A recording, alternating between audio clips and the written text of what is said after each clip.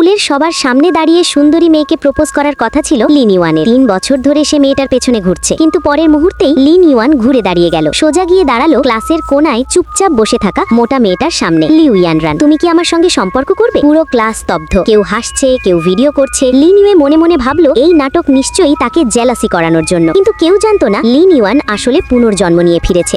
আগের জীবনে সে লিন ইউয়ের জন্য 8 বছর নষ্ট করেছিল। বিয়ের পরও তাকে অপমান অবহেলা করা হয়, বিশ্বাসঘাতকতা ছাড়া কিছু পায়নি। শেষমেশ তাকে প্রেমিকের সঙ্গে মিলে হত্যা করা হয়। মরার আগে সে জেনেছিল যে মোটা মেয়েটাকে সবাই উপহাস করত, সেই তাকে নিঃশব্দে ভালোবাসত। এই জীবনটা সে বদলাতে চায়। সে জানে ইয়ানরান শুধু আত্মবিশ্বাসের অভাবে নিজেকে লুকিয়ে রেখেছে, তাই সে ধৈর্য ধরে তাকে ডায়েট শেখায়, সকালে একসঙ্গে দৌড়ায়, রাতে একসঙ্গে পড়ে। ধীরে ধীরে মেয়েটার চোখে আলো ফিরে আসে, শরীর বদলাতে শুরু করে। অন্যদিকে লিন ইউয়ে সোশ্যাল মিডিয়ায় ছবি দিয়ে খোঁচা দেয়। কিছু মানুষ হয়তো আর কখনো দেখা পাবে না, শেষ সুযোগ। কিন্তু লিন ইউয়ান ইতিমধ্যেই তাকে ব্লক করে দিয়েছে। কয়েক মাস পর ভর্তি উৎসবের দিন লিন ইউয়ে সবার সামনে ঘোষণা করলো, শুনেছি কেউ নাকি মোটা মেয়েকে 1 মাসে সুন্দরী বানিয়ে ফেলেছে। আজ দেখি তো সেই চমৎকার। মেয়েটি বারবার মোটা মেয়ের নামে অপমান করতে থাকে। রোমান সহ্য করতে না পেরে সবার সামনে থেকে চড় মেরে দেয়, আর যখন তার বয়ফ্রেন্ড আসে তাকে বাঁচাতে চায়, একইভাবে সে তার বয়ফ্রেন্ডকেও চড় মেরে দেয়। ঠিক তখনই দরজা খুলে গেল। হলরুমে হালকা ফিসফাস থেমে গেল।